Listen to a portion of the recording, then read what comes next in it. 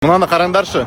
Астанадан Атырауға билет 138 мың теңге самолет. Ал Астанадан Лондонға Баку арқылы 135 мың теңге. Арзандау болып тұр да, ол қалай болғаны? Шын айтсақ, өздерімізден ұялып отырмыз. Жаңа столдың басында отырып. Ал енді менде сұрақ, құрметті шенеуніктер мен министрлер, қалай біздер ішкі туризмді дамытайын деп отырмыз, егер біздер ішкі рейстің бағаларын жөндей алмай отырсақ, бәрі қымбат болып жатыр. Егер сіздер байқасаңыздар, Қазақстанда барлығы қымбат. Шетелде демалу әлдеқайда арзан, Қазақстанға қарағанда Қазақстанда қымбат. Көлік алатын болсақ та, Қазақстанда көліктер қымбат, шетелден қарағанда шетелде әлдеқайда арзан. Қазақстанда бәрі қымбат болып жатыр да. Не себепті, в чем феномен деген сұрақ туындап жатыр да. Либо наши крупные бизнесмены поделили между собой казахстанский рынок и творят, что хотят, либо они хотят окупить свой бизнес там за 2 года. Ну, других объяснений нету, да? Поэтому вот такие неадекватные высокие цены. Мне кажется, мы что-то должны придумать.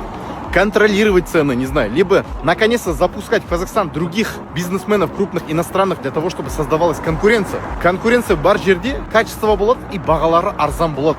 Сондықтан инвесторлар Қазақстанға кірген кезде сендер қолдау керексіздер. Я просто слышу от многих крупных инвесторов иностранных, когда просто встречаемся, знакомимся, что в Казахстане бюрократия просто. У них пропадает желание инвестировать в Казахстан, поэтому они уезжают, к сожалению, в Узбекистан. Толықтай ақпаратты Telegram арнамыздан аласыз.